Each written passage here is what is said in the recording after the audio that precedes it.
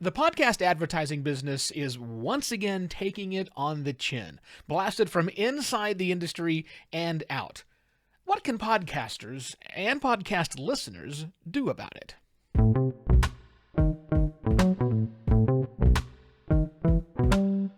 Hello and welcome to another Podcast Pontifications with me, Evo Terra. Fucking advertising. There, I said it. Fucking advertising, some will say, is completely ruining podcasting on both sides of the equation. From ad buyers who were paying for podcast plays that ran inside of mobile video games. I mean, seriously, read Sounds Profitable's article for today to get the insight on that. To listeners like me having to skip through, and I'm not kidding, 5 ads for a total of 4 minutes and 15 seconds to get to listen to less than 17 minutes of content. That's a 20% ad load, by the way. It bears repeating. Fucking advertising. Only this isn't a rant against podcast advertising.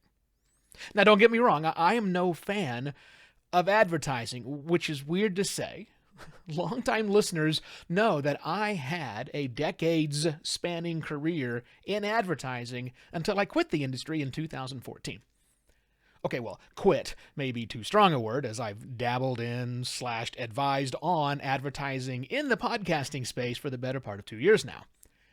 But no, this isn't a rant against podcast advertising because, as much as we hate to admit it, advertising is what powers a lot of the podcast we listen to. Which isn't surprising, as advertising is what powers most of the content we consume, at least on our televisions, our mobile devices, and a lot more than that. So no, I'm not complaining about podcast advertising on this episode of Podcast Pontifications. Instead, I'm asking you, the podcast creator, to accept the responsibility that comes with advertising. Just take a look at many of the negative comments left in the reviews of podcasts. One of the top complaints is almost always too many ads. And that is a valid complaint in some cases. A valid complaint that consumers have about a lot of the content they consume, where they don't have any choice but to suffer through the advertising. But podcast listeners aren't without choices, because podcast creators can offer ad-free options to their listeners. And that's easier to do today than ever before. Subscription services built natively into Apple Podcasts and Spotify. Ad-free feeds via Patreon, Supercast, Buy Me a Coffee even. Network-specific apps like Wondery Plus and Realm. Chances are, if a podcast you listen to is running ads, a lot of ads, there's probably an ad-free option for you. And by the way, if there is not, then you should feel obligated, or at least empowered, to pressure the podcasts you listen to create an ad-free experience. Because again, as I just said, that's easier to do today than ever before. The issues that I see and have encountered recently that are inhibiting adoption of these ad-free sources is twofold: friction and awareness. Friction means that the travel from listening to a freely available on any podcast listening app show and then the ad-free podcast is burdensome.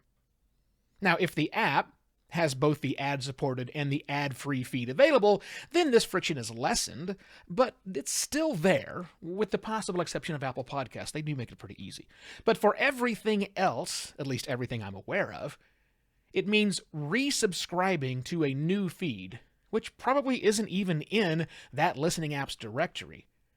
Or it means downloading a brand new app, which has no idea where you, the listener, were when you decided to switch to listen to the ad-free experience. Like I said, friction. And there isn't much that we podcasters can do about that friction, and yes, that sucks. But we can do something about the second inhibiting factor, awareness. We can make listeners aware that, yes, this you are listening to is an ad-supported feed, but there is an option, or options, I guess, to get an ad-free listening experience. We need to do this reminder not just once in our episodes, but maybe a few times in a single episode. Maybe, and I'm sure the advertisers are going to hate this idea, at the start of a 3-run ad block in the middle of the episode. Maybe some sort of impassioned plea that says, yeah, I know you hate all these ads I'm putting in there, but look, it cost about $150,000 to make this show. That's not a crazy number, by the way. And it's way more than that if you're making high-quality fiction podcasts. It costs us that much money each and every year, so yeah, we run ads that you can totally opt out of by going here. And then being very specific where you point to on the here part. And there's one other thing that we podcasters can do. We can stop complaining about ads in podcasting. Production costs, like all costs, continue to rise. The quality bar continues to be raised higher and higher, causing podcast creators to then rise to that new level, incurring more costs. Podcasting may still be a fun hobby to most, and by the way, I truly hope that it stays that way. But the industry of podcasting is driven forward by those who treat podcasting like a business. And for many, ads, as well as ad-free options, that's a very big part of the business. So let's at least accept that fact, shall we? And with that, I shall be back next week with yet another podcast, Pontifications. Cheers!